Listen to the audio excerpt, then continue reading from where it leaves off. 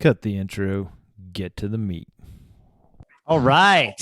So this is episode 13 of the Hackattack Pharaoh podcast. And this is a unique one because we have never interviewed an actively driving person. Should I turn off? I should maybe turn off my camera. No, I love this. I love this. You want to do? No, we don't need to be safe about this. We can just be, real. So with us is Todd Strauss-Schulson. And this is a pretty cool, just a cool guy. First of all, he's directed a Harold and Kumar movie. He's the director of many commercials. He's a cinematographer, director, writer, producer, editor. He's a jack of all trades in the industry. And he's talking to us schmohawks whilst he's on a cross-country trip from LA to New York. He's actually taking You're time. on your way to New York? Yeah, I'm ultimately getting back home to New York. Yeah.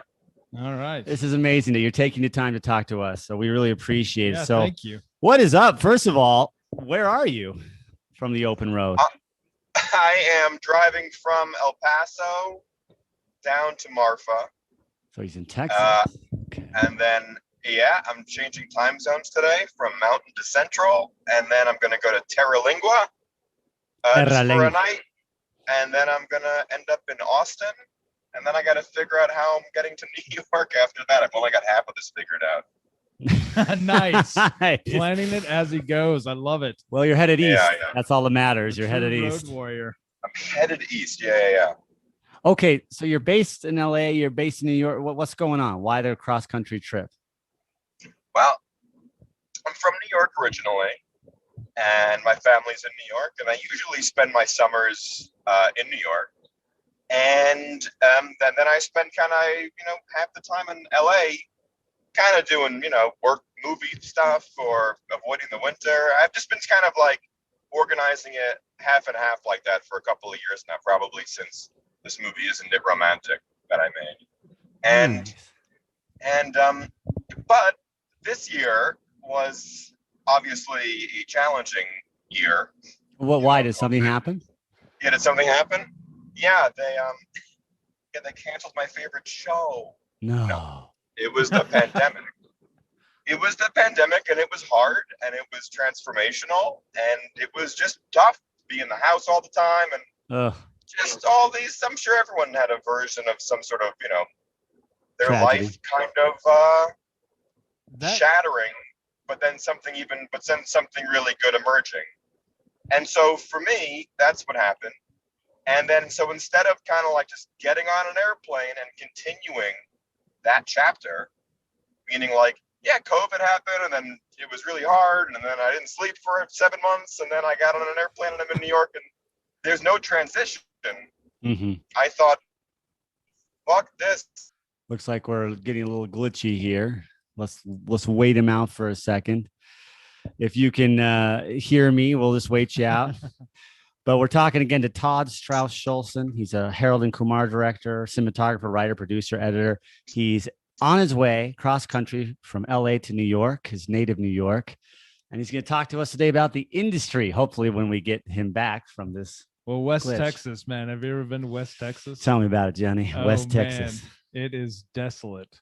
There's actually, though, West Texas, and I wish I could remember the name of the town, but there's this small, like, one motel town. It's one little town, and it's got we got you. We got him back. Oh, there he is. It's gonna be tough. I'm driving. Yeah, it's all right. No, you're fine. We talked about West Texas. He's just telling me how desolate West Texas is and how easy. So is it a one motel Marfa, town? But is it No, it's not Marfa. There's one small town in Texas. It's like a one motel town, and it has a hot spring there, and you can actually go scuba diving. Oh, should I go to there? I'll go there. I think you should reroute. Reroute. Wow. Anyways, the end of that story is basically Oh boy, we might be struggling here. We might be struggling to this West Texas successfully filler. So explain to me. Though. So this one motel town. What about it? I went scuba diving there with my family. There was a dive master. There's a dive master that lives in this town. West Texas, the scuba diving capital of the world. Right. Wow. And he actually takes you scuba diving. He does the whole training thing, you know, the whole, as if you don't have your scuba certification, you've got to go through the whole little class of here's buoyancy, Yeah. here's what happens if you go up too fast. Yeah. You know, all Lungs, about pressure. water pressure, Yeah. blah, blah, blah. But I was talking to this guy, and he has done dives all over the world. Wow. It's pretty amazing. A master diver. Yeah, in West Texas. Who knew? I'm going to look it up. You know, I have an idea with Todd that I want to do. Yes. You know, we've all lost something in COVID, but he said his favorite show got canceled. Well, my favorite show got canceled, and I want us to, well, hold on. Okay. I want us to say what favorite show it is on 3, because I'm wondering if we're going to say the same show. Oh. Him and I, like, on 3, 1, 2, 3, blah, blah, blah. And that'll be a way of knowing. Now, are we trying to get him back? Is this what's always happening here? Yes. So either it'll happen or it won't. We might have the connection. We might not. Oh, it's Balmora, Texas. This natural spring is 72 degrees year round. Texas has a wonderful state park system. I think this is it. This has got to be it, right? Wow. I mean, it can't be too many places in West Texas where you go scuba diving. No. There can only be. Right. That's pretty cool. Walmart there. There might be a Walmart there. So that's cool. It's civilization. It's not just a one motel place. You lit up about Walmart. It's, you know, once you have a Walmart, you know you're in civilization. It's over. It's like the wheel or fire. Walmart. If we look at the chronology of human history, we see, you know, wheel, fire, and Walmart. we see, the Renaissance and Stonehenge. Walmart. Okay, he's back. He's All back. right. Now let's get this guy. Oh God. I think he's turning his video All right, off, maybe he's so turning it his video doesn't- off. Let's get that sound back. Get that So sound he's back. on mute right now. Okay. This I is just turned fun. the video off. All right, we got you. Yeah, we got turn you that again. video off. This Yeah. is kind of fun. You wanna All keep- right. You want? Okay, we'll keep going. I guess. I think that I'm gonna keep on. Okay. So cutting out. before we I'm lose driving you in the middle again, of nowhere. Okay. you know, we've all lost a lot in COVID, but you said you lost your favorite show. Don't say what it is, because I lost my favorite show. And I want us to go on 3 and each shout out what our favorite show is that we lost, because maybe it's the same. Are you ready? Okay. Okay. 1, 2, 3. Away. What's away? Oh, man. Well, what did you say yours? I didn't hear yours. No, I just liked because it was one season of a show and I really enjoyed watching. It was for one minutes of it. season. So Away was this Netflix series that starred Hilary Swank and this really cool ensemble cast. And it was one season and COVID fucked it and it got canceled. And it's where they go to Mars. And it sounds Oh, that Apple TV show? Was that what it was? It was on Netflix, and it's like a Russian, a Chinese woman, an American, an Indian, and an African guy, and like 5 astronauts. And it sort of like takes place in the near future, the believable future, basically life as it is now. And it's like an expedition to Mars, and it's a whole drama. It's like a dozen episodes, it was really good, and that was it. They're like, sorry, COVID ruined it. It'll be a one-off, one and done. Hold on one second. I'm going through a U.S. border protection situation. Whoa. Damn. There's Smile. Be polite. There's a canine. Oh no, Hopefully really? you don't have dog problems, do you? Not a Just tell dog me you're doing problem. an interview right now. Wow. Yeah, sorry. Can you guys hold on for 1 second? Yeah. But leave it on. I want to hear this. All right, let's see what you think they're gonna be polite. U.S. Border Patrol. You think they're gonna be polite, or I don't know. What do they ask me? I'm just going into Texas. Texas is like its own country, It my is. friend. Yeah, Lone no Star State. shit. They're very proud. Wait, but you're well into Texas. You're not crossing any borders right now. Why is Yeah, this I happening? know. Did I make a wrong turn? Yeah, in Albuquerque. What's going on here? This is Am I in Mexico? I didn't think I was. Oh no. Have you looked at the Hold on. map in a You're while? fine. What's it say? Thank you. U.S. citizen. U.S. citizen. Yes, I am. Have a good day. Okay, great. What? Did you just roll down your window and the guy was like, citizen? Yeah, that's exactly what happened. Okay. Interesting. That's it? Yeah, that's it. And there was a canine, and I guess because I'm driving an Audi, electric Audi, Maybe I don't. Yeah, appear to what be a gave you threat. away? I don't know.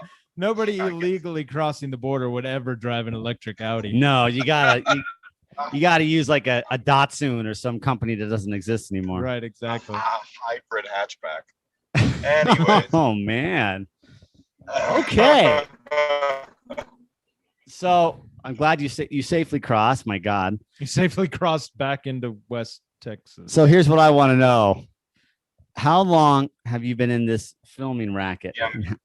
And how did this start for you? Movies, you mean? Yeah.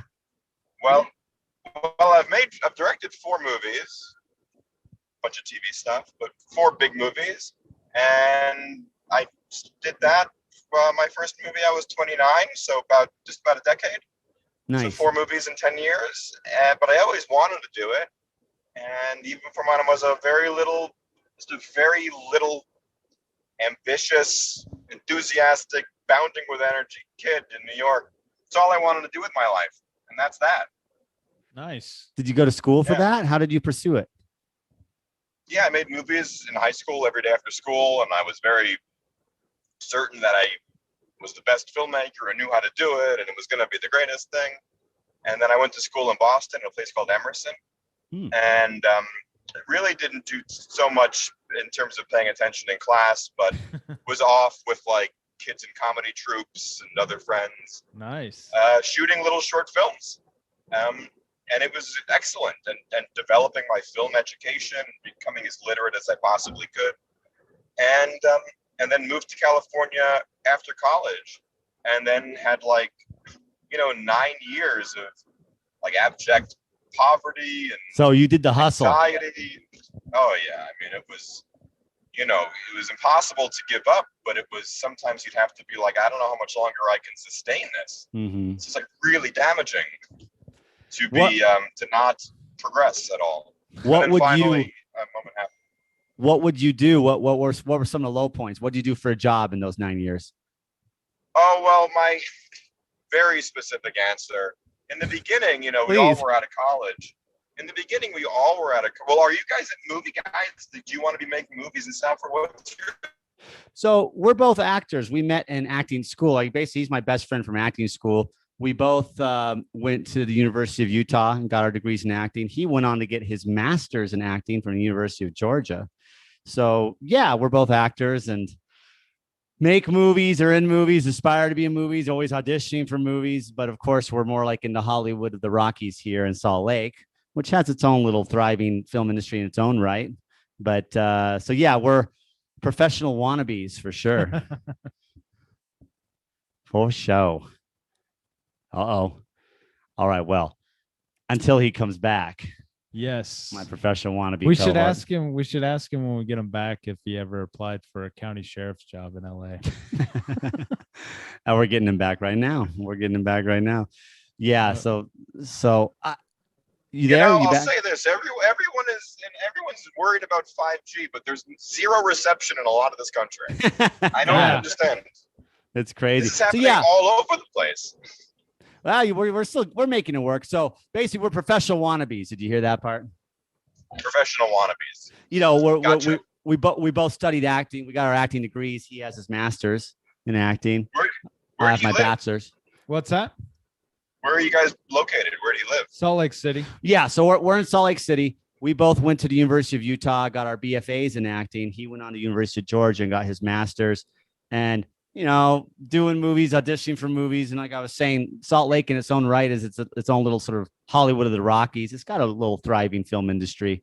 Not as big as Hollywood, obviously, but it's somewhere between Hollywood and Bollywood. And, so we love it. We love it. Somewhere between Hollywood and Bollywood. What? But you studied. So is that what you studied in college, was film or acting? What was your degree? Yeah, I mean, I'll ask you some Georgia questions later because that might help me organize my road trip. But yeah, please.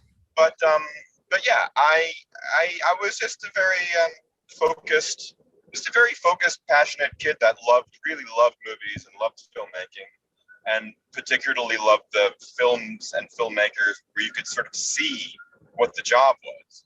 So really visual, really stylish, really really strong voices in filmmakers. I love the Coen Brothers and Hudsucker Proxy, and I love Ken Loach movies, and I love, I love After Hours and Raising Arizona when I was like 12 years old. God, I love Raising Arizona. Coen Brothers, nice. Those Hudsucker Proxy, nice. School Days. I just thought those were the ones where I was like, okay, that's a filmmaker. And Or also Blood Simple. Blood Simple. Also because of the age I am, it was an amazing time with music videos, and so many of the filmmakers that we have now, Fincher, and even Michael Bay, and there were just Francis Lawrence, and it was just an amazing time also for music videos, Spike Jones and Michel Gondry, and so just watching videos on TV, kind of learning how they were doing it. Anyways, I went to film school, but already felt like I knew everything. Nice. So just was making films with friends, and then moved to California, and the jobs that I had, to make money, my father, who passed away like right before I made my first movie, which kind of set me up for an interesting 10 years of making movies. But he sold historic autographs and manuscripts, letters of Freud and things like this. Brigham Young, maybe I'll make it specific, but so artifacts. Artifacts and letters. It wasn't like lame signed baseball cards. It was like amazing pieces of history, and that's what I grew up around. And he gave me all of his junk to sell on eBay. So that's how I survived for about 5 years. What? Wow. You sustained yourself off of historical. Like a Hall of Fame, Mickey Mantle Hall of Fame cards, $30 at a time. And I always vowed I'd never get rid of this Brigham Young letter, but I gotta pay rent. But I need to. You gotta pay. That's what I was an eBay seller, and I was the post office. But I was also making everything and anything, short films with friends, more comedy. There were comedy troupes in California, and I would shoot all the videos, and we would put them up at live shows, and that would be really great. And I tried doing music videos and was trying to get big in videos as videos were sort of dying. So I made a handful of videos, but it was like climbing an avalanche. It wasn't really sustainable. And then kind of like after a couple of years of that, of really every day, I'd make something and I'd send a DVD to everybody, and I'd write letters and fax them, blind faxes and blind emails to any contact I could find. And, it was a full-time job and trying to get these jobs. And then it was pretty clear it wasn't happening. And then about 4 or 5 years in, it was 2005, I think, I got a random job in Asia. I got someone for music videos was like, I'm producing a show. It's like Jackass of Thailand. It's for MTV Asia. Would you want to come and do it? It's a very successful show. And I said, I never heard of this show, but like, you're going to give me $10,000 to go live in Thailand for like 8 months? That's to do like a hilarious prank show. My answer is wow. Yes. I'll think about it. My answer is I'll think about it. I'll need more time. That's amazing. So I was about to ask what was your first big break? Like how the form of your first big break. So it's this Thailand gig. Well, I came back feeling, can you hear me? Yeah. I came back feeling pretty confident in the work that I had done on the adventure. Here, I'm going to pause you right there, Todd. And then maybe it was an in-house director at comedy clubs. Weird job. Let me know when I'm back on.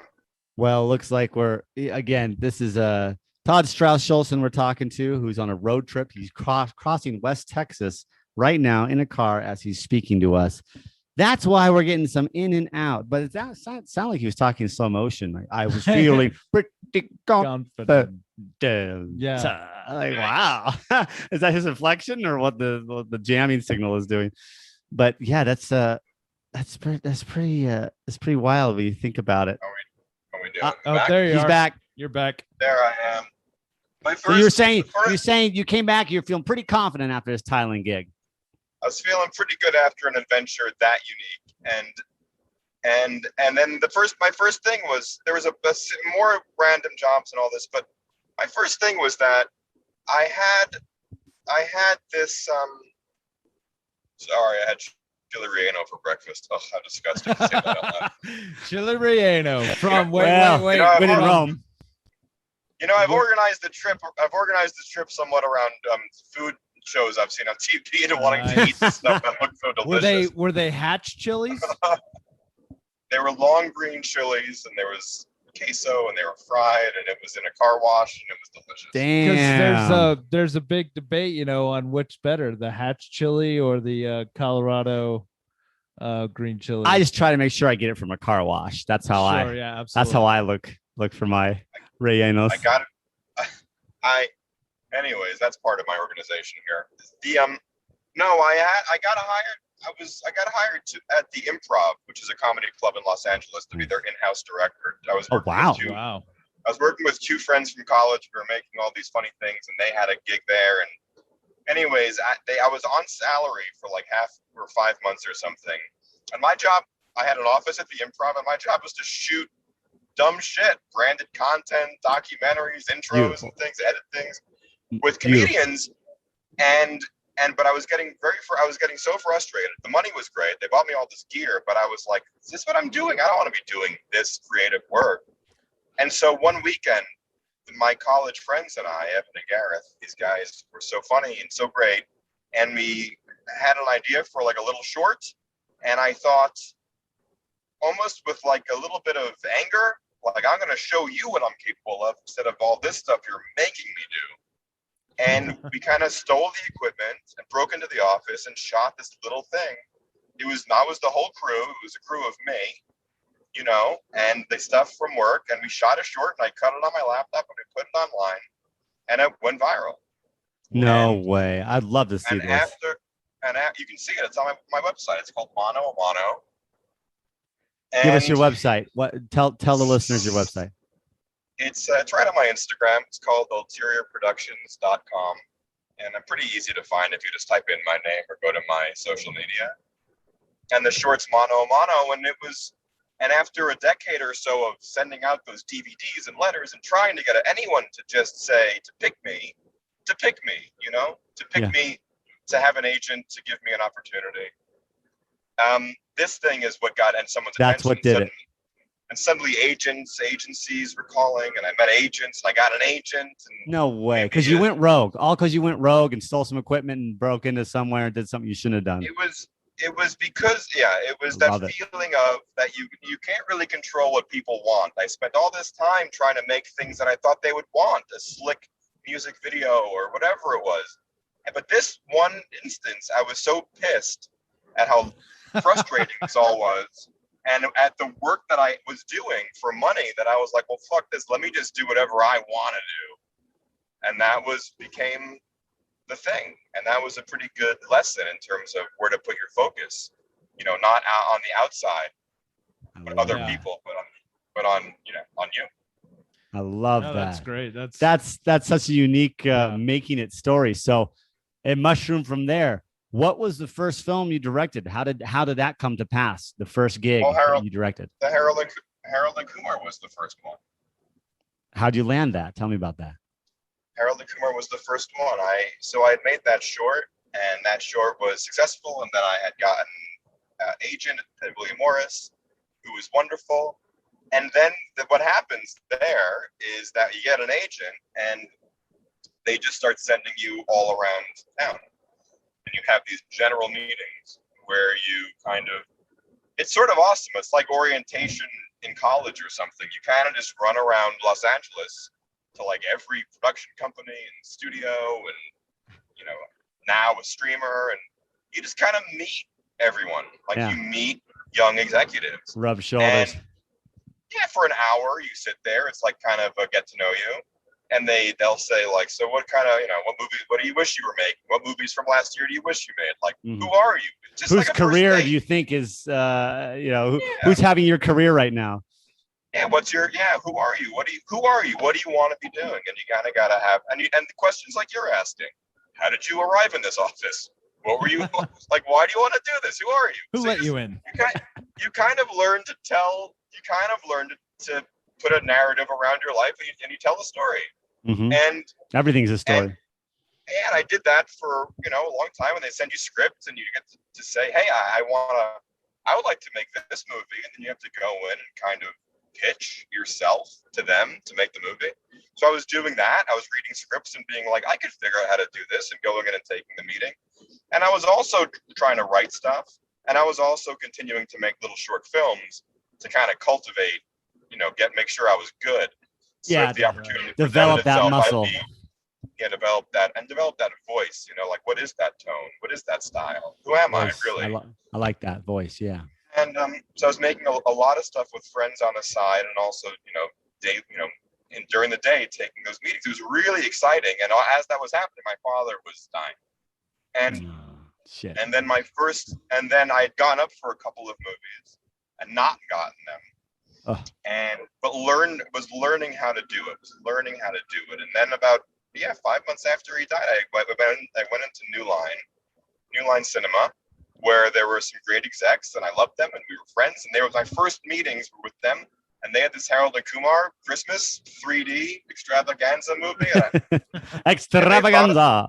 They thought I would be appropriate, and I read the script, and I thought, hey, this would be crazy.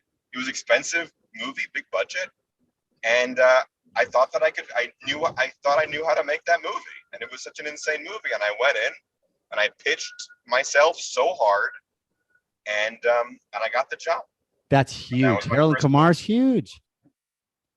Yeah, well, then we did it in 3D properly, and it was just an insane.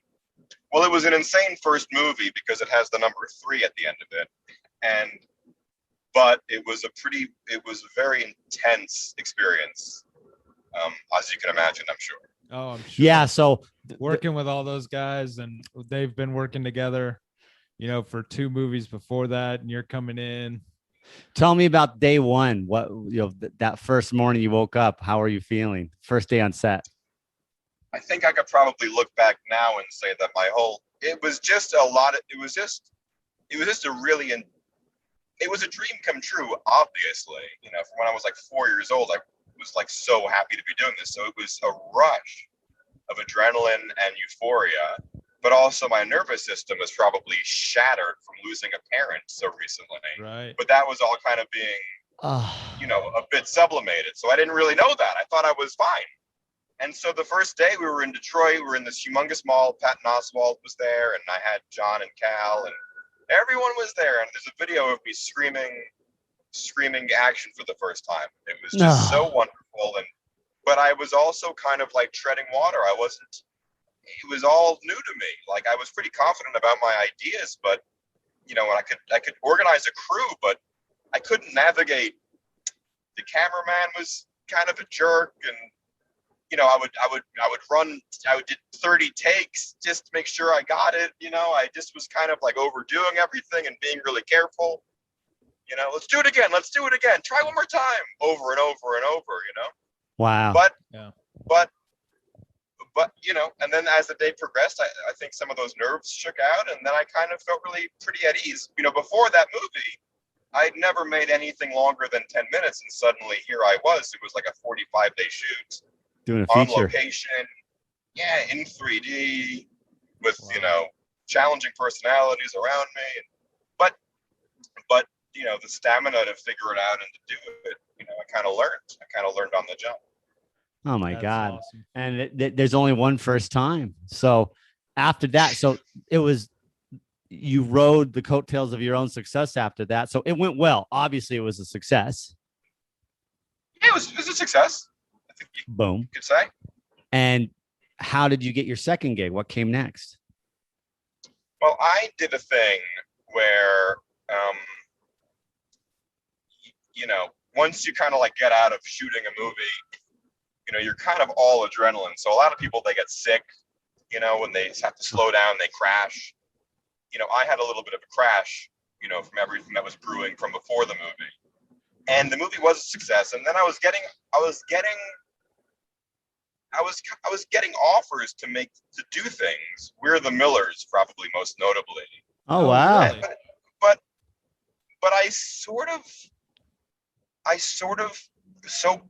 I had this idea in my head of what kind of filmmaker I wanted to be, and and it wasn't the person who was making. Who's that? Hello? You see someone? Yeah, we're still here. Yeah.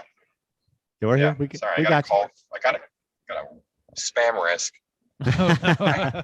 We're more I had- important than spam. It was us. We were calling you. This Okay. idea of just can you hear me? So yeah, you were offered We're the Millers, stuff like that. Yeah.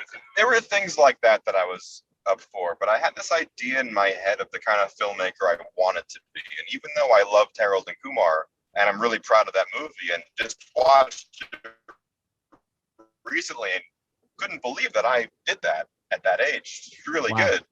I sort of tried to make what I thought a first feature would be second. You know, like the Blood Simple. Like, what's that first feature? You know, it's not Harold and Kumar 3.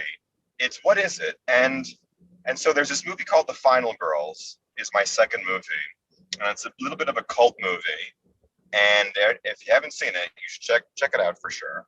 And but that movie was a really close to me. It was a much smaller movie. I kind of tried to hard steer everything to the left to make that movie. So would you say that was more your movie than Harold and Kumar? Stoner. It's different. It was a smaller, more personal movie, for sure. I mean, I feel that I'm in both of those movies, but it was a more personal. It was two friends of mine, these guys, Josh Miller and Mark Fortin. I went to school with them, and they were writers and partners, and they had written this movie, and we were all friends, and they had told me the idea from even before Harold and Kumar, and I thought it was a great idea, and then they sent me the script as I was editing Harold and Kumar, and the idea for that movie, if you don't know what that movie is it's kind of like Back to the Future. Uh-oh. Again, just a little bit.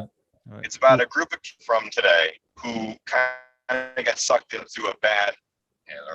So we're sort of in and out with Todd here, unfortunately. Here How we doing? There we go. I think we're getting you back. It's in and out, but you're saying you were telling us about the movie. Yeah, you just let me know. I mean, you can edit this, right? You're gonna cut this? Yeah, we'll edit it. Yeah. Don't worry about it. It's all good. We're raw. 40,000 people are listening to this right now. Yeah. And so, that movie. So they sent me the script. What that movie's about is it's a bunch of kids from our world that kind of get sucked into a bad 80s horror movie, like a Friday the 13th. I have to survive it. But what it's really about is that this young girl who gets sucked into the movie, when she was a kid, her mom. Oh man. He's leaving. Their best friend's mom to her mother's. So you're giving us the hook. So what's the hook? Which part did I lose you on? Right when you said it was right when you were telling us about the girl, what her backstory was. Her mother was a famous scream queen and dies when she's young.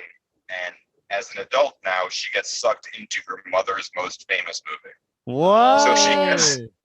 So she gets this second chance to be with her mom and to try to save her mom. Hey, I'm entering Central Time. Hey, congratulations! To be with. Thank you. To be with her mom, to be with her mom, and to save her mom from a movie that doesn't take death very seriously. So it's really a movie about grief and loss, but it's also fun and funny and poppy and very stylish. Kind of sounds like the bad guy. It's very meta. Sounds like Sunset Boulevard meets Field of Dreams or something. Yeah, we would pitch it as it's like Friday the 13th meets Terms of Endearment. Okay. Wow. Would you believe it? We couldn't get the money. We couldn't get the movie financed for a number of years. But I sort of used as much whatever capital I had coming off of a proper movie to get this made, and that was my second film. And it's a beautiful, funny, good movie with a nice cult following, and I love it. Nice, but I wouldn't call it a juggernaut, a financial juggernaut. It was not. But Shirley but it's, So it's an MacLaine. emotional juggernaut. Shirley MacLaine It is. and Jason, the hockey mask Jason, star in. yeah, it's pretty close. It's one of them. It's very. I put up. We all of us. It was a group of 20 to 30-year-olds. We all at summer camp. It was a beautiful experience, and it's a really sweet movie. And anyways, so I did that second, and then I made this Isn't It Romantic film with Rebel Wilson for the same team that I did Harold and Kumar with. Oh wow, and that's the one that just came out. I mean, a couple years ago. Yeah, like 2 years ago, two Yeah. Valentine's Days ago. Yeah, and so there was that movie, and then What's that called? You said? Isn't it that's romantic? called Isn't it romantic? Okay. Isn't It Romantic. You guys are fans, I can tell. Hey man, we love all filmmakers. I'm just trying to get out of the chronology straight. I want your You were chronology. like, he's on a road trip. Let's not talk about the road trip. He makes movies. I've only seen one of them. Let's have an interview. Great. There's no Actually, you want Let's to go know? for it. Do you want to know how we got a hold of you, or who? Where? Yeah. we were- How did you reach out? How did you So, I don't know if you remember my cousin or David Nort. David Nort is your cousin? Yeah. Yeah. I interviewed David Nort. Yeah, so he messaged me one day and he said, John, this really cool guy is on this road trip across the country. You should interview him. And so I was like, okay. So I looked you up. I'm all, oh wow, that's pretty cool. And then I messaged you. That's hilarious. And the rest is Yeah, history. and the rest is here we are. And I'll have you know, I have a huge poster of you in my room, dude. So what do you mean? I'm not- His wife Super his wife constantly complains that it's on the ceiling. She has to fall asleep to it. But yeah, David had texted me and said this guy's on a road trip because he knows our podcast deals a lot with we like interviewing interesting people, getting their extraordinary stories, and a lot of it comes into what's happening in the West and their experiences in the West. And and here you are experiencing slipshod service in the West. Yes. It's wonderful. Hold on. I need to get gas real fast, guys. All right. Oh, Are excellent. there border patrolmen there? Are there canines? are you allowed to stop for gas? Is There's a Chigurh from Valero. There's a Valero here. There's a Wendy's here. Oh, there you Valero? Is there like getting off the Chigurh main from No line. Country for Old Men there? You know, Yeah, you're watch out for the worried. guy with the cow. What is this It's a thing? cattle gun. You worry It's a about cattle these gun. things in West Texas. You know, don't open the door for strange men with beetle haircuts and air tanks. I'm doing Valero over Pilot. Hold on. Let me Going take Valero. one pause. I'm gonna pause here really fast. He's You're choosing fine. Valero. We'll sit here and chat with ourselves. Okay, so this third film was Isn't It Romantic with Rebel Wilson? Yeah, I want to find that final. What is it? Final Girls is the second film. I am gonna check these wanna out. check You this know, out, yeah. Come on, we got a hotshot director in our midst. This is cool. I kind of like this. I mean, I hope he's not offended by us not having seen all of his work. I'm But sorry. I like this. Getting to know him. I mean, we're legitimately getting to know him over this interview. I do like this, and it's funny. Actually, the other day, or I don't know, maybe 6 weeks, 2 months ago, whatever. Clooney was on Howard Stern and talking about some of his early gigs. Like he was in women's shoes sales before he ever made it big, before he ever got on ER or any of that stuff. Yeah. He'd sell women's shoes, and he had some of the most insightful, funny stories of just before he made it. And here with Todd, Oh yeah.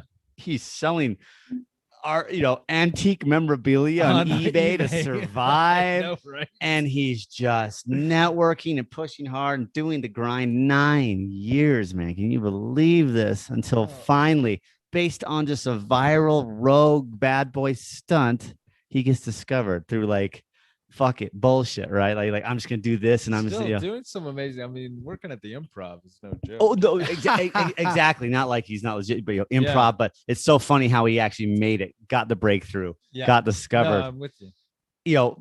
All the trying, and when he sort of was just threw his hands up, like whatever, I'm gonna fucking do something, audacious and goofy. Yeah. He makes it. That's funny. That's cool. I No, mean, and it's cool that he's. I mean, we're we're helping him out. He's killing time on his road trip. You know, I like to think we're helping him. he's not. We're He's helping not him just staring off into the great beyond of West out. Texas. Oh God, West Texas. That's where I'm doing All my right. road trip soon. So let's look up his fourth film real quick, so I can be prepared to ask him about it. See, look at this. I won't be cut short this time. So he's done A Very Harold and Kumar 3D Christmas. That was 2011. The Final Girls is 2015. In the romantic comedy film Isn't It Romantic was 2019. Damn, right before Rona. He has also directed episodes of television series The In-Betweeners, and Zach Stone is going to be famous. Well, here, he's got one in post. Show me his filmography. Let's go to that filmography here. Oh yeah. He's got one in post right now. Want to see it? Want to see it here? We're waiting. Hey man, we're gonna be totally. Hold on. This is IMDb. They're telling me his zodiac sign, all sorts of stuff. I know, right? So The Masked Singer. What's in the Silent box? Retreat. Oh, he did a Masked Singer. That show. What's in the box? Silent Retreat. The story. The story centers on a man and a woman with relationship issues who decide to go on a meditation retreat that requires absolute silence for 3 days, along with the man's best friend and recently widowed mother. That sounds awesome. Look who's in it. Isabella Rossellini. What? Dennis Haysbert is in it. Lorraine Toussaint. Oh my God. There's some really What in good the- people in this. Well, so ask him about it. Wait, this is in post? Yeah. Yeah. What? Silent Retreat. Yeah. Okay, we're gonna ask him about Silent Retreat when he finishes pumping his He's premium. listening to us going, how did I get hooked up with these two His, morons? his premium. No, come on, come on. So, I'm in West Texas. I'm being interviewed He's by a couple gonna of be- monkeys. He's gonna be so grateful once this interview hits. We're gonna level up his career. He's gonna go up in Instagram, following by 2 He'll at get- least by 2, maybe At 3. least a dozen. Come A on. dozen? You think a dozen? Double digits? We're at least a double-digit following here. All right. I'm also gonna find out more about him. We got so you go to his IMDb page. You can tell we're professional interviewers. We're, Todd we're in the Strauss-Schulson. interviewing. We're in the interview doing our research. As we Was speak. born on June 24th, 1980 We're in the same Forest age. Hills, I'm New a York. couple months older than him. Forest Hills, New York. Come on. Well, June, so he's got a birthday coming up. Is what Yeah, he's got. June 24th. See, I'm gonna say that and be like, so you've got a birthday coming up. Oh, He'll be like, here he "What? is. He's back. Hey, I'm back. How's that? you guys- How's that gas? It was really good. Isn't You the guys are- Valero just an experience? Everything you hope for and more. Did I just overhear you guys like Googling me now that we're in the middle I don't of know this? what you're talking about, but We I'm would gonna try never- it. I'm gonna try it. Todd, you got a birthday coming up. Oh man. Yo, did you know that you were born June 24th, 1980 in Forest Hills, New York? Did you know that? What do you want, a Wikipedia or an IMDb? It's okay. I don't stoop to Wikipedia. IMDb though, yes, I do. I do IMDb. No, we were just commenting how I'm just a couple months older than you. Oh yeah. Yeah, it's weird. Look at that. Well, so we're impressed not only by everything you've done, the fact that you made your first big break on a stunt, on like a crazy stunt video, but Silent Retreat. Now that's got a cast in it. Tell us about some Silent Retreat. Isabella Rossellini, Dennis Haysbert. Like, this is pretty cool. What's happening here? Between me getting out of the car to get gas and coming back, did you guys graduate broadcasting school? Well, Yes. your voice. Yes, we did. Look at you. Online. We also got our certification as actual reverends. We are now reverends. We can with the marry you Church- if you want. Church of Life. We can marry you to the gas station attendant right now if you Wow. wanted. Well, here I am in West Texas. Look at this. I got off the main highway. Now I'm on a 2-lane road, 74 miles from Marfa. Yeah, Retreat is another one of these moves like Final Girls, where I get a pretty big opportunity to make a mainstream big movie and do that, and it's amazing and wonderful, and then so badly want to make something that feels really pure and personal and do that. And then I gotta kind of claw my way back into making big movies. And then I just get repulsed and go back to the little ones. This appears to I be get repulsed. What repels you so much? What's so repelling about it? They're not repelling. They're not repelling. They're so fun, and they're so amazing to make those movies, and they're really particularly amazing because most people get to see them. You know, they're out there. Exactly. They're popular. It's just you know, I grew up in a way where I was just in my bedroom with a camera making whatever I thought would be good, and that's kind of how I learned.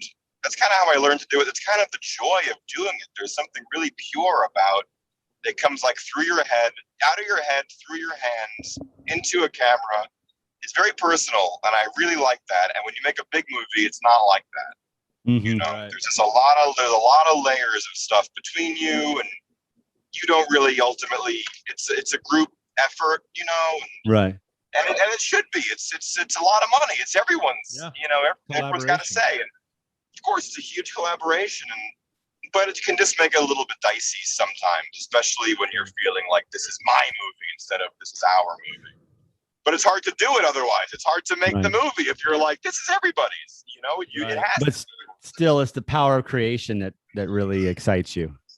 So you know, it's amazing and it's challenging. And the little movies are also amazing and challenging for fully other reasons. You have complete control, but you also have to defy gravity every day. You know, and so Silent Retreat is like that. It's another small movie. I made it. It was something that I wrote. It's the first movie that I actually have a writing credit on, even though I do a lot of work on all of them. But it's a movie that I wrote with the best friend, and it's a great idea. It'll come out this year at some point.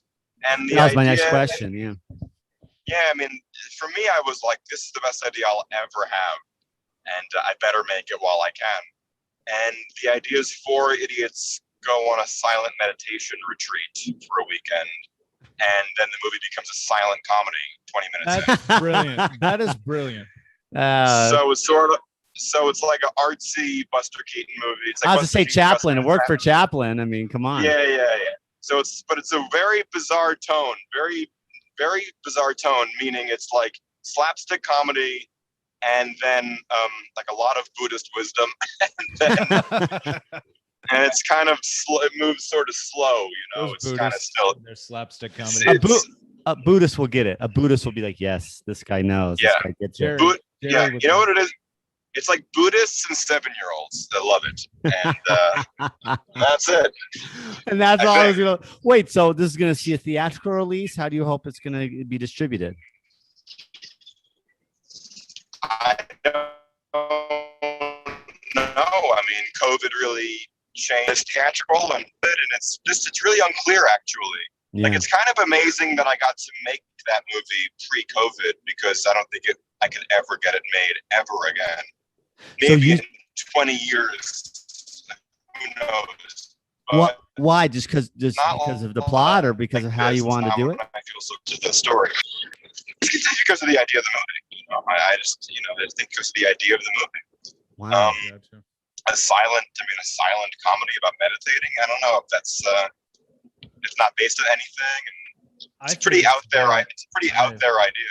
Yeah, I love that. It's harder and harder to be original, my friend. That's so. What you squeezed it in right before Rona hit? I squeezed it in before Rona. During Corona, we were like, we just finished editing it also. So during Corona, it was finishing visual effects, color, and sound. Gotcha. You know, and so we finished it during the pandemic, and now I think everyone's just kind of like waiting to see what the world is like. Are there theaters? Are they robust? Are there small indie theaters? Do they all go out of business? Is it all streamer? Like, what's the best way to sell the movie? And what's your medium? Yeah. What has Corona been like for you? I mean, so I liked what you used the word, and I haven't heard anybody else, or I don't remember anybody else using this word, but when you said it was transformative, did you go deeper into that? Well, I'd love to hear your experience also. I mean, that's kind of part of this road trip, is to just ask, just to see what's going on with people. And also, it's kind of amazing being out here right now as the world, or at least this country, is beginning to reopen, you know? Like, you're in some tiny town in the middle of New Mexico. It's filled with bikers, and one of the coffee shops says, "If you're fully vaccinated, no mask." And you're like, Yeah. "Wow, that's a brand new sign."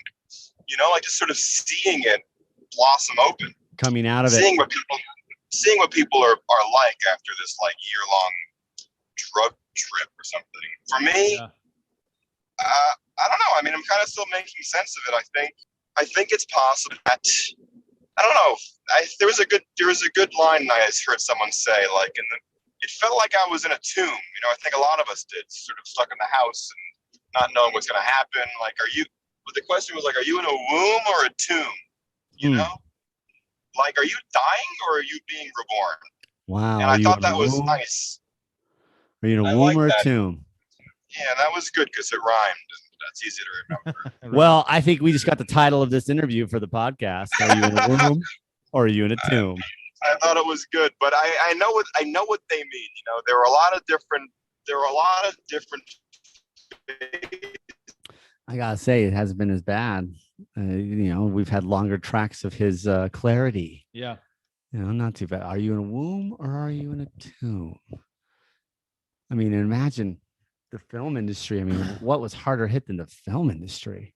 A lot to you think of theater, live performance. I mean, just the arts and acting and theater in general. Yeah. Like, no way. I mean, I remember some of the films I was. Todd, if you can hear us, just chime in when you chime in.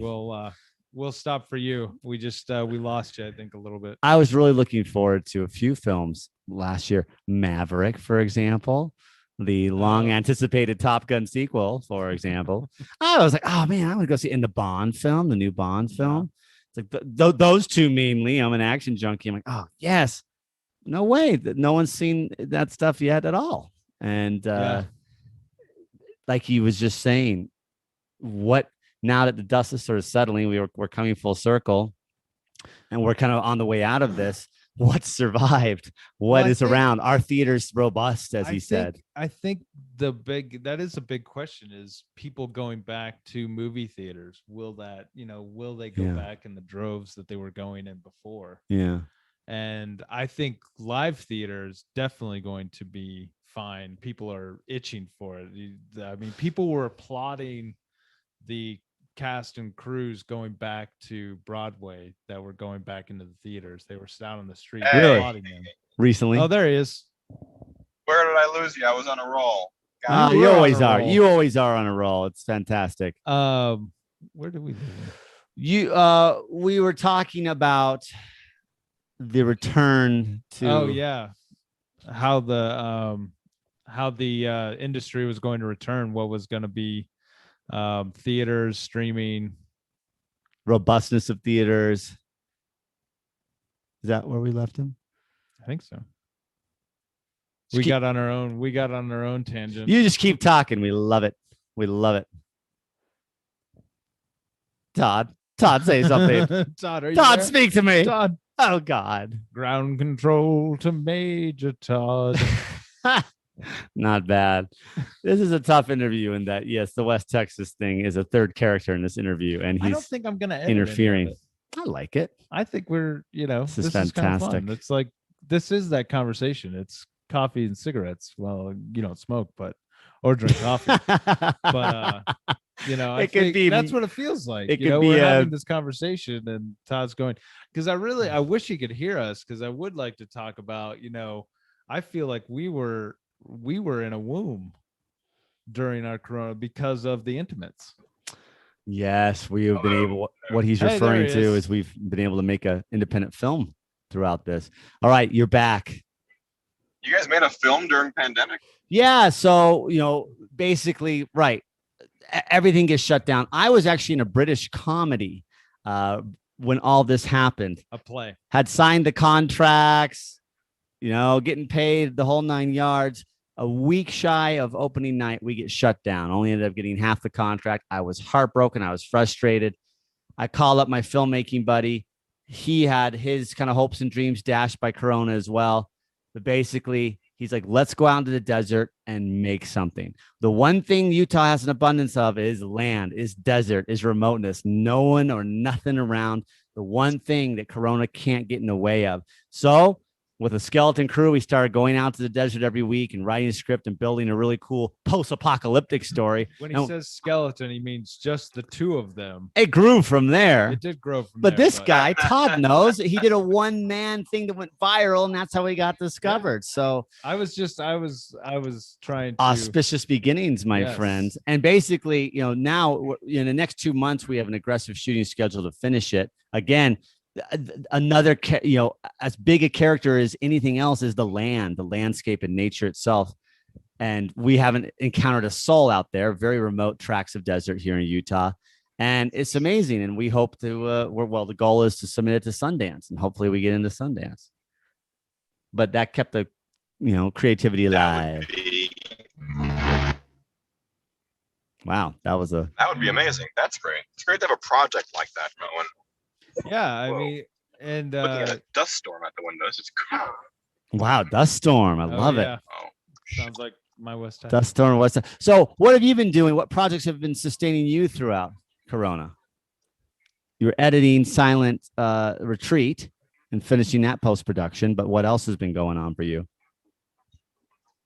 Todd? Todd, how was that? Hey, can you hear me? Yeah. What's been keeping you going during Corona? I mean, I think it's been a lot. Well,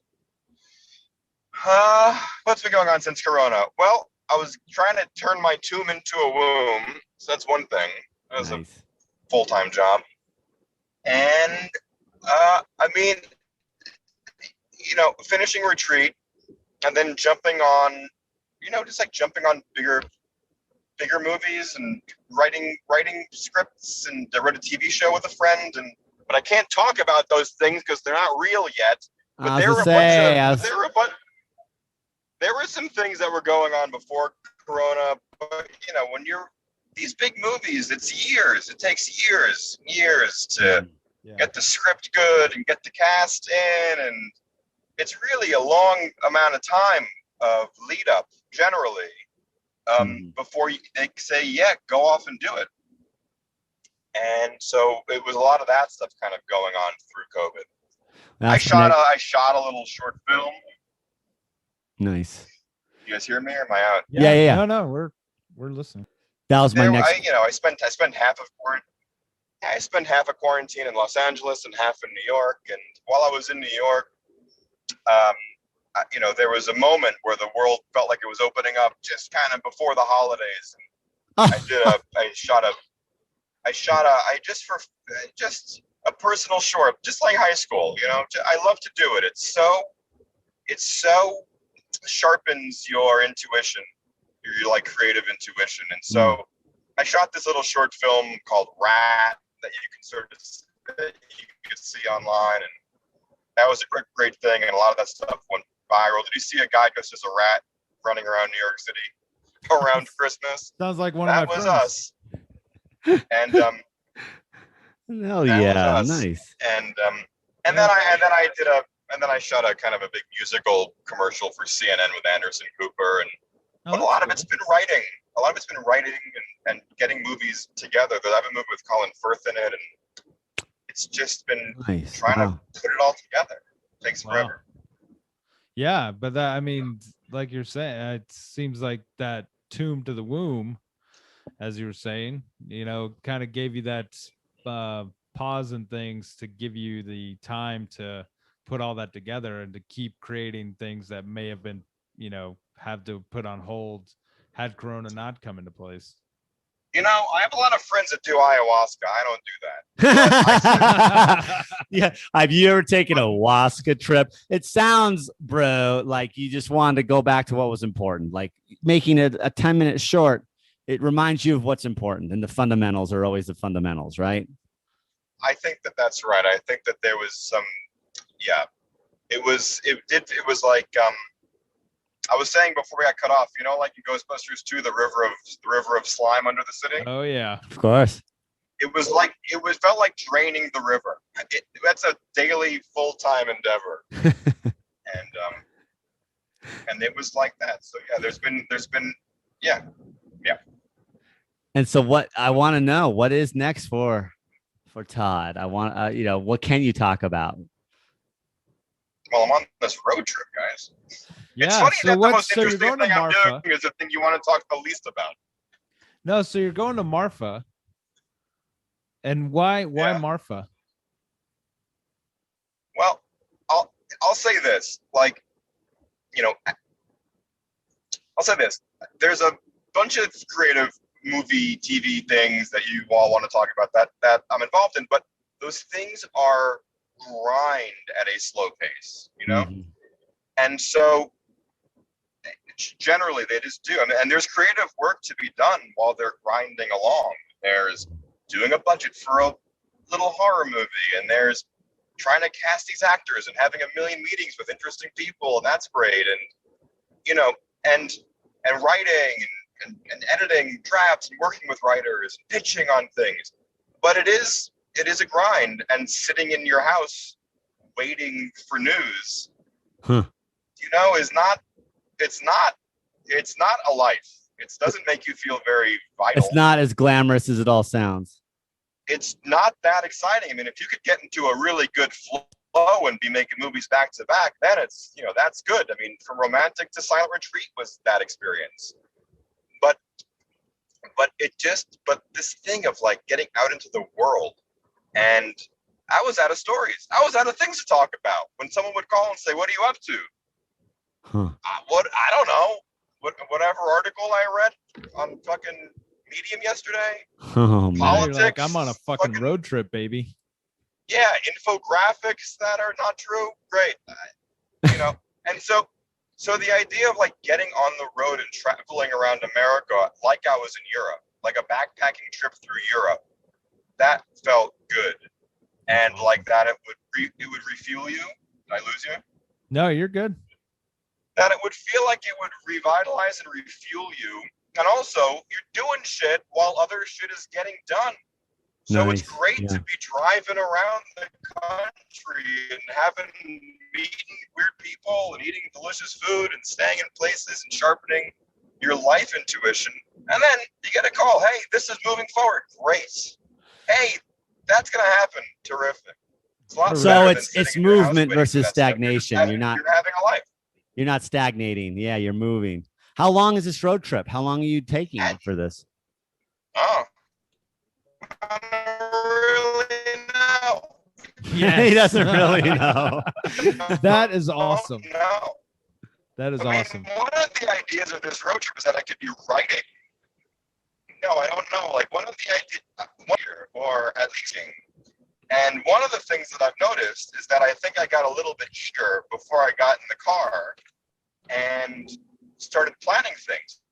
One night here, 2 nights there, see a friend there, eat some chili relleno there.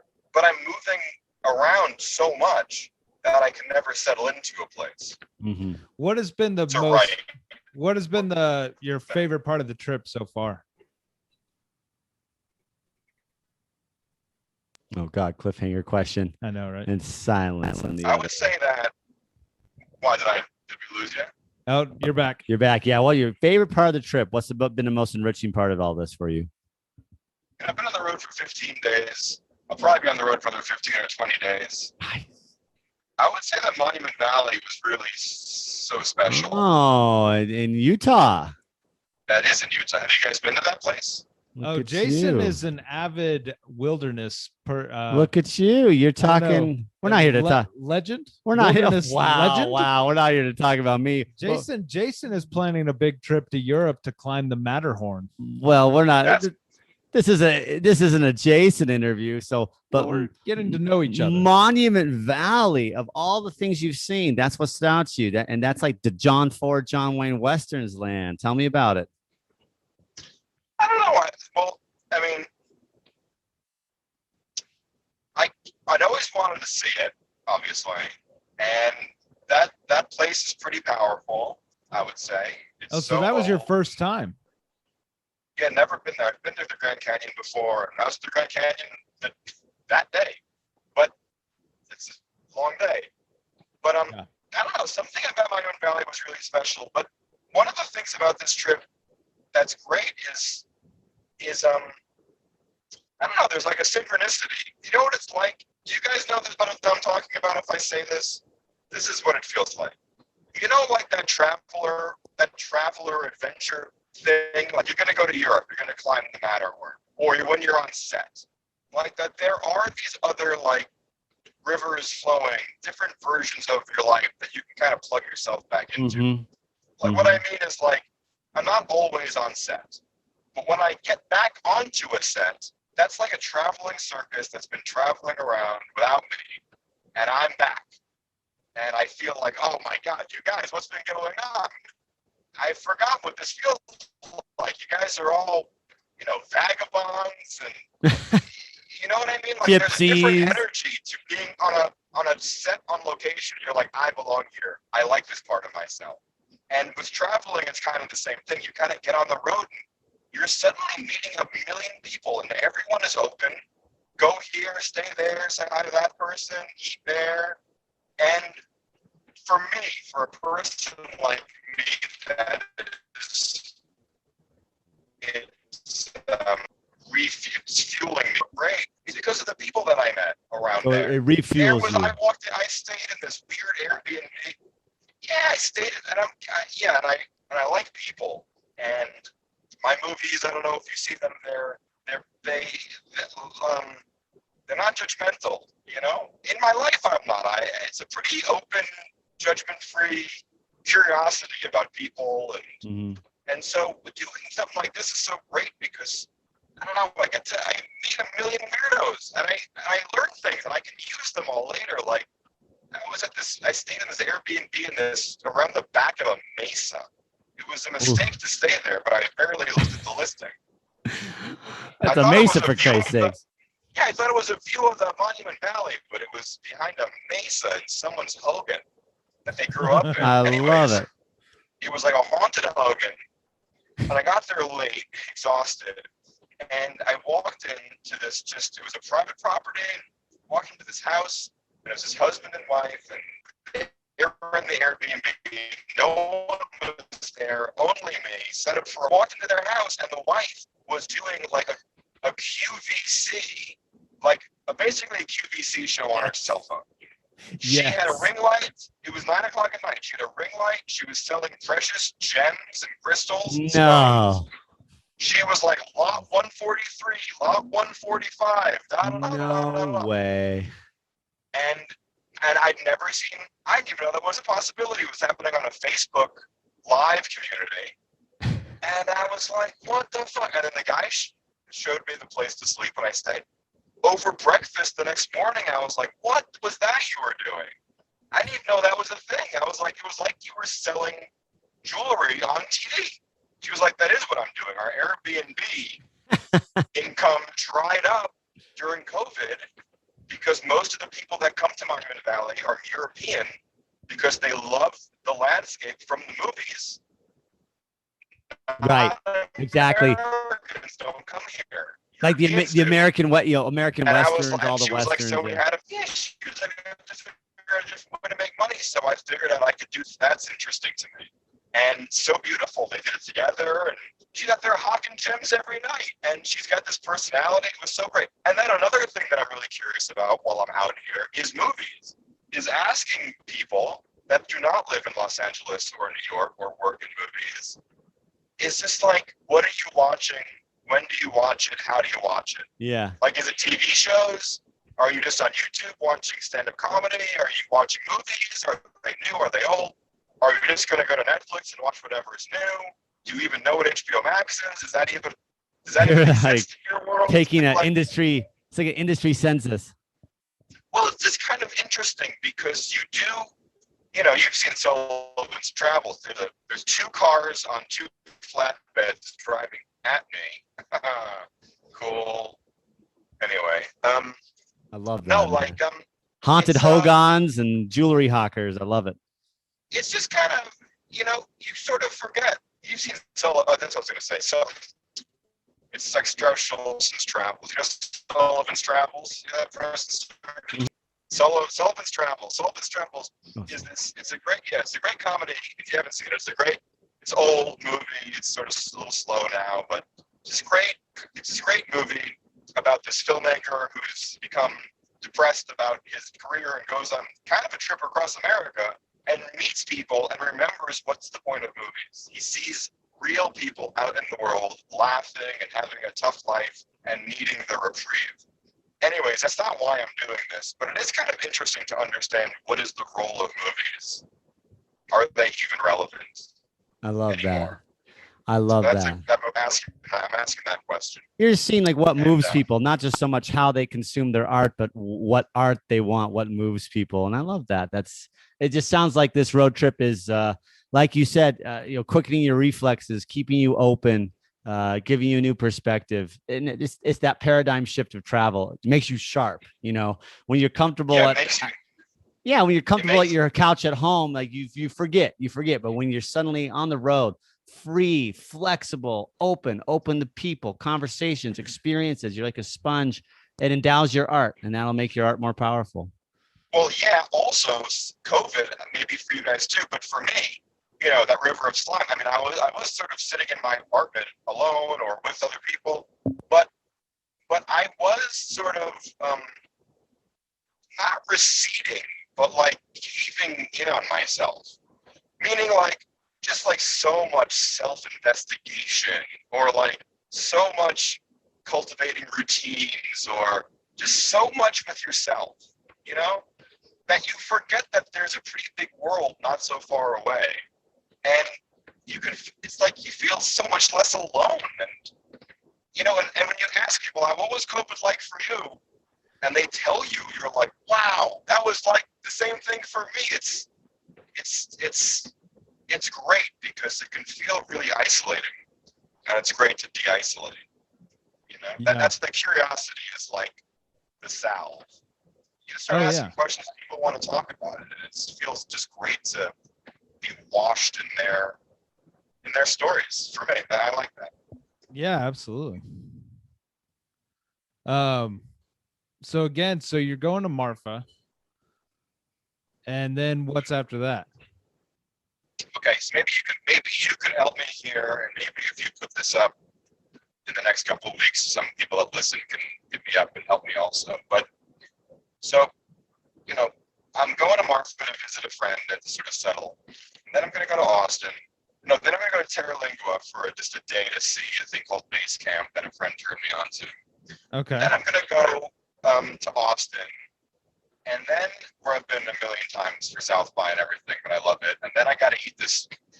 One of the ways I've organized the trip is around a barbecue place I saw in Chef's Table that's an hour from Austin, but they're only open on Saturdays. So I've had to like race through or slow down just to make sure that I land in Austin on Saturday to eat. Yes. So that would be the middle point of the trip. And then I got to get to New York, and I'm not really sure how I'm going to go, but I was thinking maybe of Baton Rouge, where I shot Final Girls, and it'd be kind of cool to see. Oh, yeah. They left one of our sets standing up, and that would be cool. Could be interesting. But then just getting through the bayou, or there was a place in Arkansas at the base of a mountain. I forget it's called Homestake or something. And okay. Crystal blue water. I'm looking for interesting small places. I'm going to ultimately get to Athens, Georgia. Oh, you're going through Athens? Going through Athens, and I'd love to see those wild horses on Avery Island, or some of those Carolina Islands. Uh-huh. And get to Charleston, where I've got a friend, and then slowly snake Charleston's up the East beautiful. Coast. Yeah, so if you have any, Athens or beyond suggestions, like I'm trying to avoid like New Orleans. I got it. I know. I've been there. It's right. Small places, like you're in Italy and there's a small little town you stumble upon. Yeah. I'm looking for that stuff, Yeah, definitely. I mean, I don't know. Are you much into the Civil War, history of the Civil War or anything like that? I could be. Oh, shit. I could be. I mean, there's Vicksburg, Mississippi, and they have the old battlefield there and the museum. The only reason I mentioned that is that's where we used to stop when I was a kid. We'd go from Atlanta to Dallas to visit family, and we'd always stop in Vicksburg. It was actually the drop-off point because my mom would drive us from Atlanta, and then my dad would pick us up in Vicksburg, and then we go to Dallas. But I always remembered Vicksburg being pretty cool. That's cool. I gotta write that down. Guys, can you hold on for 5 seconds? Yeah, no problem. Okay. BRB. Dear Lord in heaven, Todd has left the car. Jason has left the building. John and Perth are left to their own devices. How will the show survive? Crude editing, ladies and gentlemen. That's how this show lives on.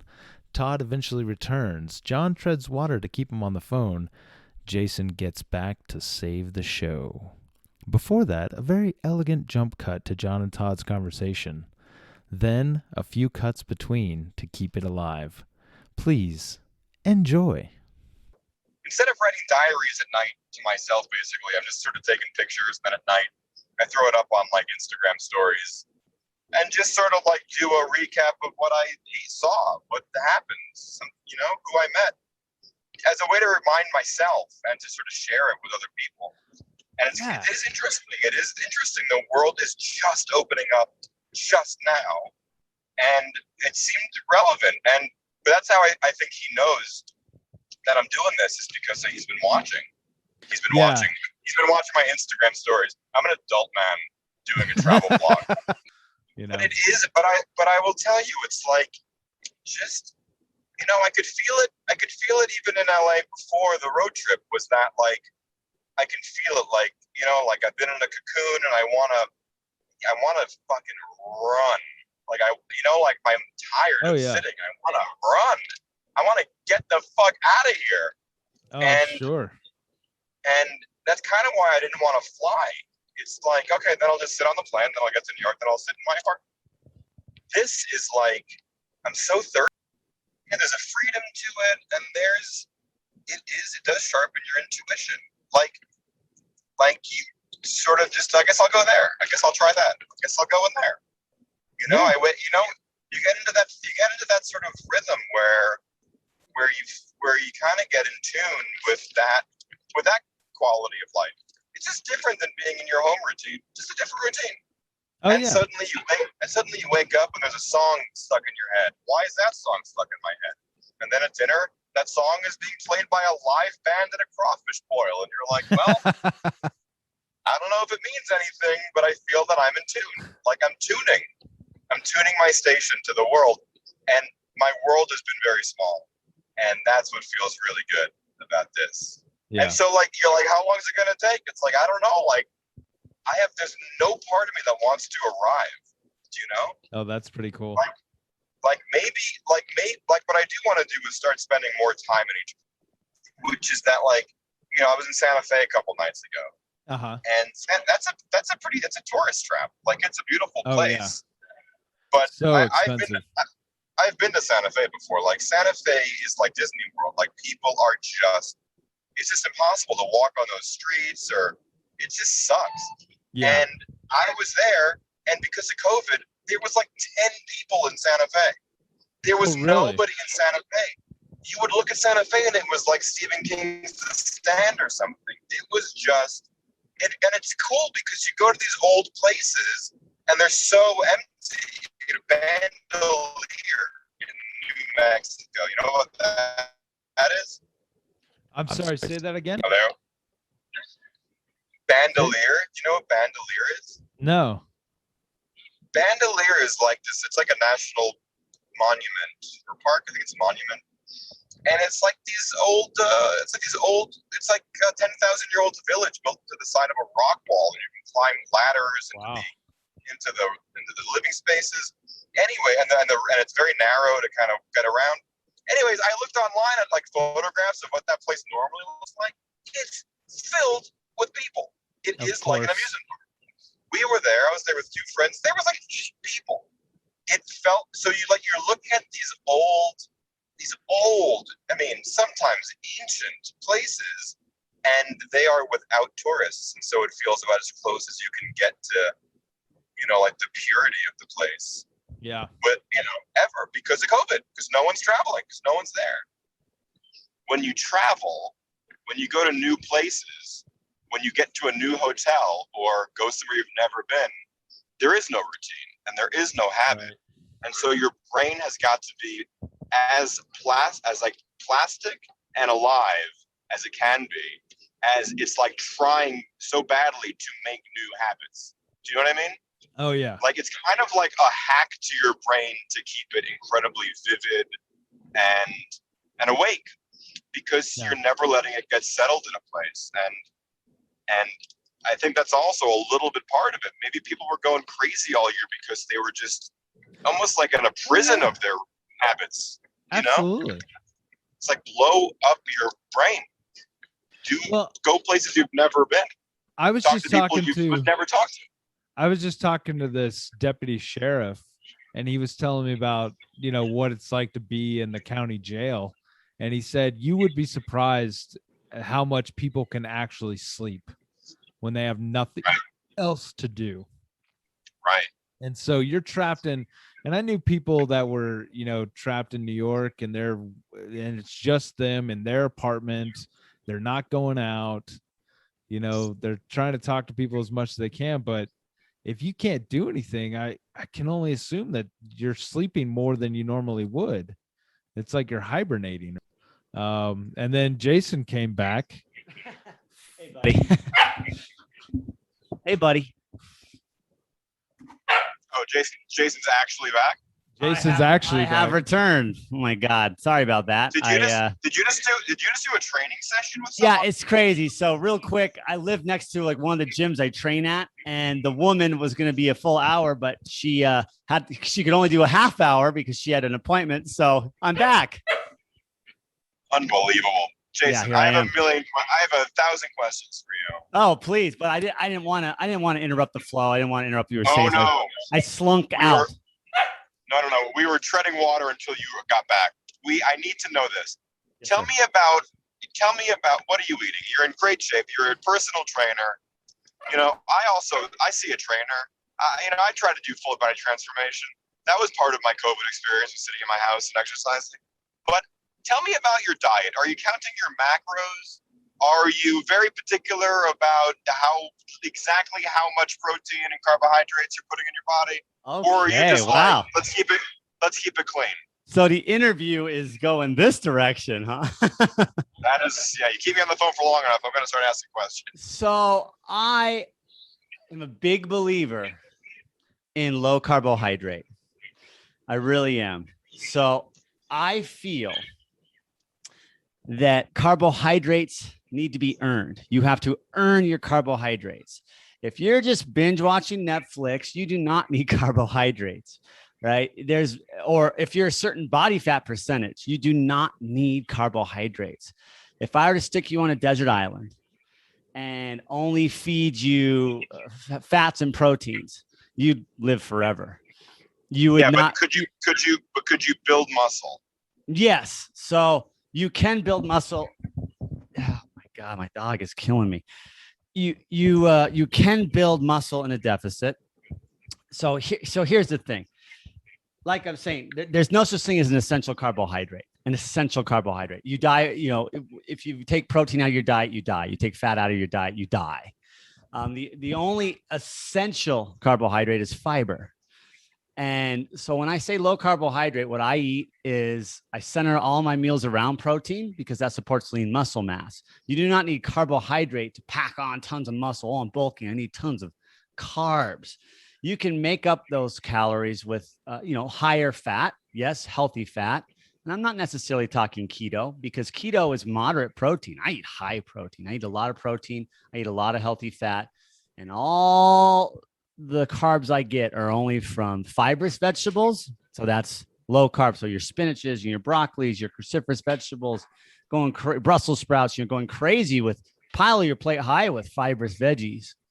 And the only fruit I eat are berries. Berries are high in fiber and low in the glycemic index. So any berry, straw, black, ras, blue, berries is my fruit. You want to avoid fruits that are high in fructose like mango and stuff like that. Tell me about this. Do we believe in cardio, or are you just lift heavy and eat protein, and that's going to be that? Lift heavy, eat protein, that's going to be that. So cardio has its place, but it depends what type of cardio. You're asking the classic questions, and they are so important. Prolonged steady state cardio on a treadmill is a waste of time. It's a waste. Don't do it. The best you like way. intermittent, you like a sprint, intermittent sprint. Exactly. But you like swimming. You like swimming. Not intense enough. So not intense enough. So it's always a question of intensity. So you want to be lean, you want to be muscular. Who doesn't? That means more muscle, less fat. Yeah, you sound like those sponsored ads I see I have on YouTube. Who doesn't? Yeah, that's a great point. I'll keep watching. Right. So they don't call him the gym bringer for nothing. So you don't, I'm gonna pick on women for a second. Women culturally, by and large, are very averse to weight training. They're scared of weights. They're scared of resistance training because they say, oh, it'll make me bulky. I don't want to be bulky. Oh, but I want curves and I want to be lean. I want to have muscle. I want to tone. What they're describing is weightlifting. But they don't want size. They don't want size. They don't want it to be a masculine size. But what and see, I have to laugh at that because women don't have the hormonal profile to achieve that. If a woman were to lift weights as her primary fitness regimen, it would only enhance her feminine curves. You want curves made from muscle, not bone. Skinny is not sexy, right? Strong is the new sexy. So what they... Whoa, are you reading this? Is someone writing this? So did you bring back a teleprompter from the gym and you're just reading this? Are you going to sell let's us? roll it back. As we progress, our show is getting more and more professional. Oh man. Yeah, are you going to be selling us supplements now? This is so funny. I mean, this is the stuff I'm passionate about, and I try to talk about every day. But basically, here's how a woman gets what she wants. Cut the bullshit cardio. Cut the 40-minute treadmill marathons. Cardio. It's boring and it's not effective. But yet, when women say I'm going to the gym, what do most women do? And again, I'm picking it on them just because of here's what you don't do. Whether you're a man or a woman, you go to the gym. You see these people who walk on a treadmill like a hamster for 45 minutes and they leave the gym. How boring and how ineffectual. There's only so many hours in the day. Well, I have a question. How come people are always like, watch your steps? It's a great way to be burning calories in the background. Make sure you're walking, blah, blah, 10,000 steps. Yeah. That's all about movement. The body's designed to move. If you sit, prolonged sitting tightens your hip flexors, and tight hip flexors create lower back pain. And there's a whole sitting epidemic. And so that's the whole get out and move. Just walk, use your body. But if we're talking about building muscle, losing fat, here's what you got to do. So here's what I say to women. Get off the treadmill. Take that 45 minutes and be lifting weights, the big major compound moves that rev your metabolism, that promote the accruement of lean muscle mass. And if you want to do cardio is best served at the end of a weight training workout. Post lift, not before, post lift. You want to know the quick science of why? Sure.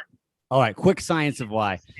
The stored energy in your body, the store, and I'm sure you know this, the stored carbohydrate in your body is stored in the form of what's called muscle glycogen. And in the fed state, at any given time, you have about 400 grams of glycogen stored in your body. You have about 300 grams in your skeletal muscle. You have about 100 grams stored as surplus in your liver. That is the energy currency of your body. You break into a sprint, it's muscle glycogen. You're bench pressing, that's muscle glycogen. But the most effective way to burn off muscle glycogen is resistance training. It burns it faster than anything. You hit 45 minutes to an hour of hard weight training, your muscle glycogen's wiped. Now, if you go do sprint intervals on that hill over there, not only is that a much higher intensity, you can't do that forever, but your body is now depleted of muscle glycogen. It's preferred and primary energy source. Now it still needs energy, so you force it to utilize the only other form of energy it has left, fat storage. So that's the way to get lean. Lift your weights, wipe out your muscle glycogen, and then go do, I set a running clock for 10 minutes. Me and my wife did it yesterday. We went to the steep hill in the park. I took off my shoes, running clock for 10 minutes on my wristwatch, and I sprint hell for leather up the hill, I walk down. I sprint hell for leather up the hill, I walk down. Sprint, rest, sprint, rest, sprint, rest. Running clock for 10 minutes.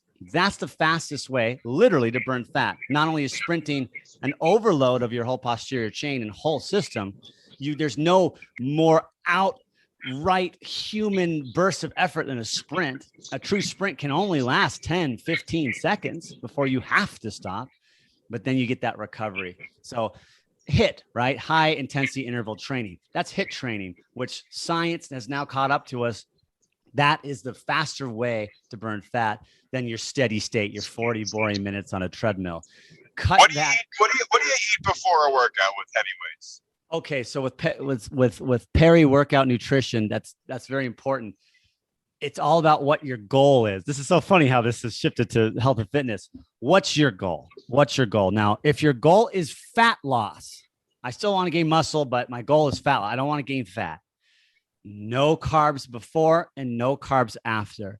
The simple reason for that is carbohydrate is handing your body energy. Hey, you're about to work out. Here's energy.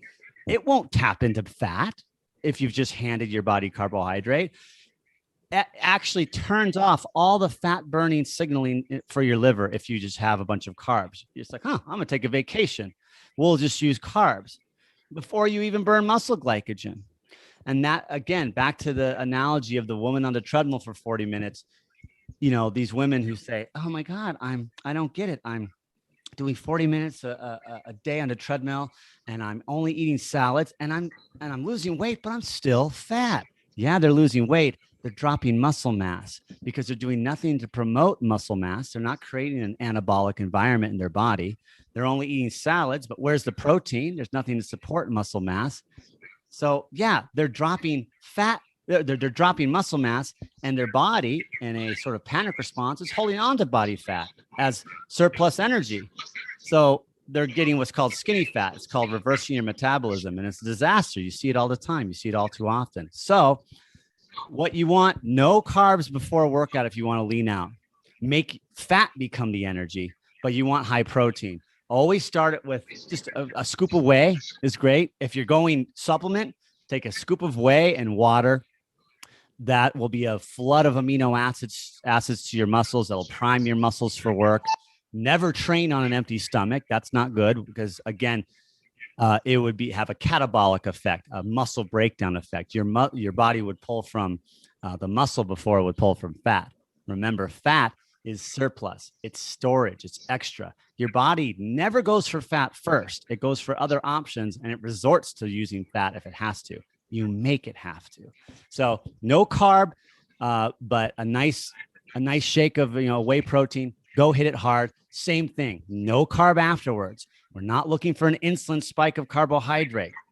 We're looking for more continued fat utilization. Fat being metabolized and broken down into energy, but got to have that post-workout protein shake as well to drive recovery, to drive glycogen replenishment, to drive repair. It's all critical. So no carbs around a workout. So before you work out, you have one scoop of protein, and after you have a protein shake. You don't eat eggs. You don't have a piece of Ezekiel bread. So let me clear it up. If you're going from just a simple supplement standpoint, I would recommend a nice 20 to 30 grams of whey protein. If you're eating, I go for protein and fat. Nuts. I'm nuts for nuts. I'll have, a few eggs and a handful of any nut of your choice. Some avocado with a piece of chicken. Keep it healthy fat, keep it healthy protein. Avoid the carb. You don't need it. Make your body do the work. Make your body provide the energy. Don't shortcut it by just handing it the energy of carbohydrate. So that's my TED Talk. Thank you for coming. Great. Well, I'm in Marfa. I'll tell you. We got you there, huh? We got you there. We've come full circle. Todd, I'm going to say something rather harsh. I have something rather harsh to say, not to you, but the issue of carbohydrates and body fat percentage.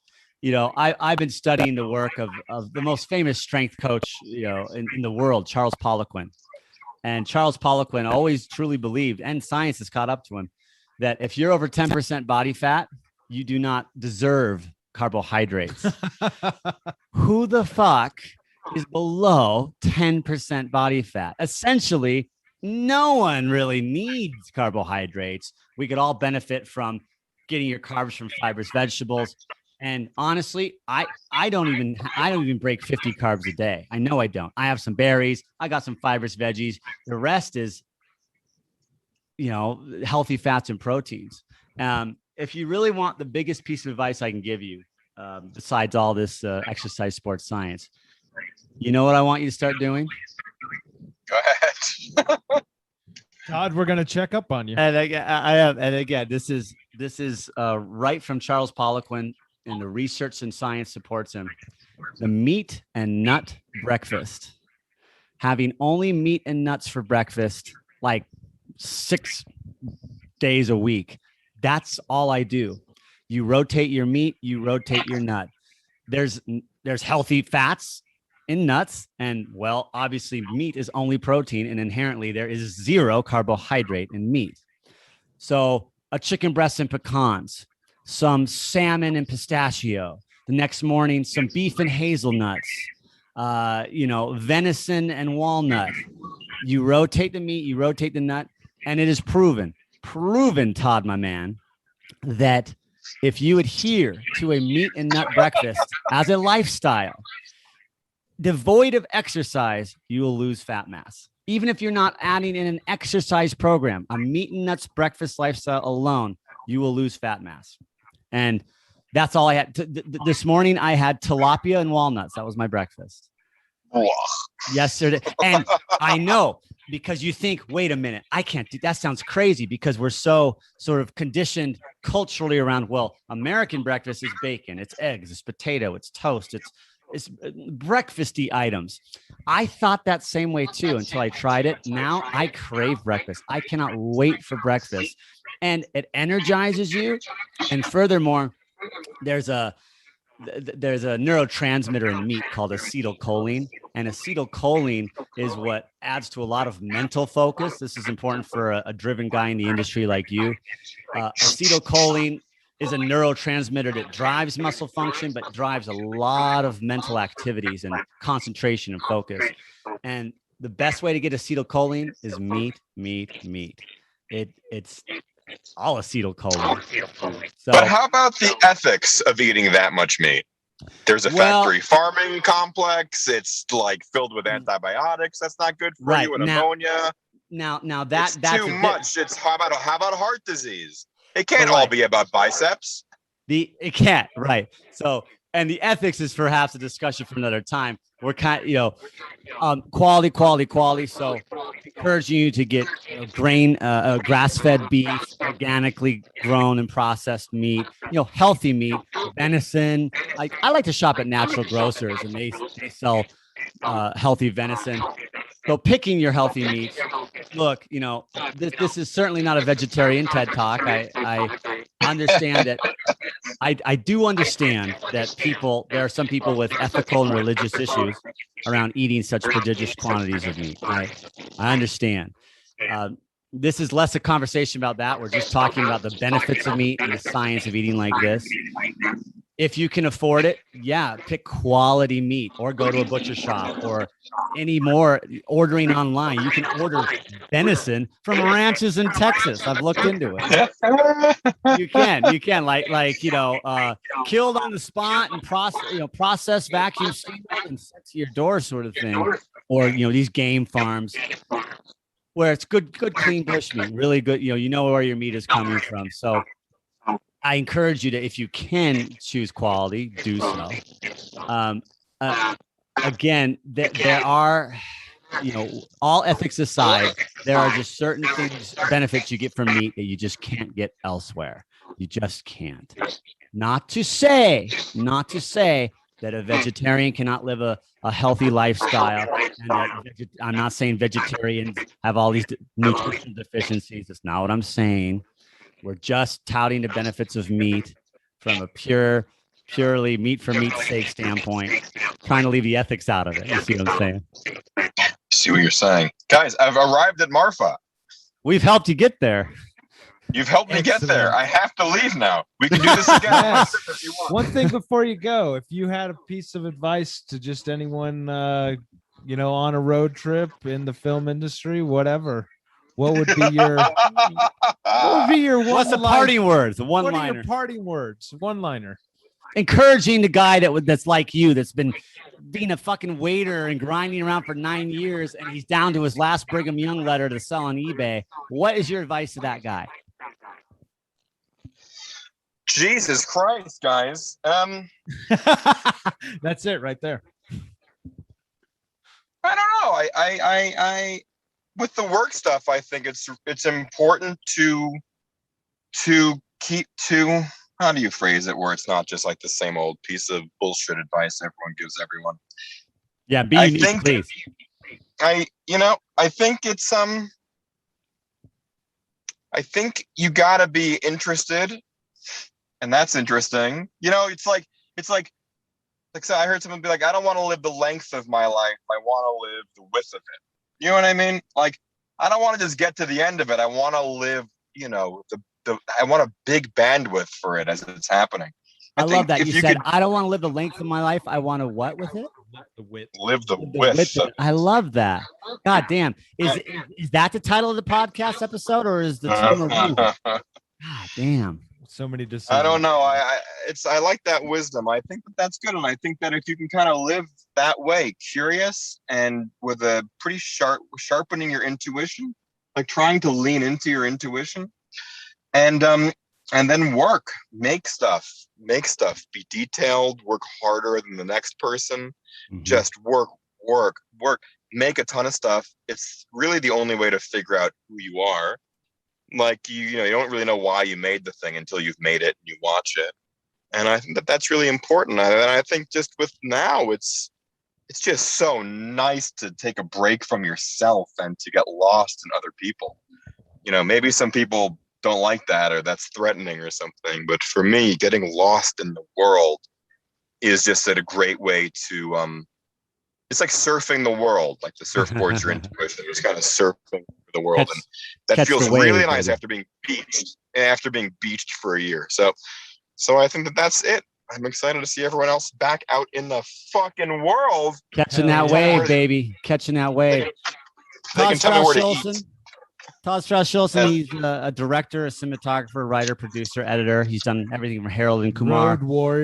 Road Warrior. He's done Harold and Kumar and the upcoming Silent Retreat. And we've caught him. He spent time with us on a cross-country trip from LA to New York, somewhere in West Texas. And he took the time to talk to us. I can't believe it. Your website is?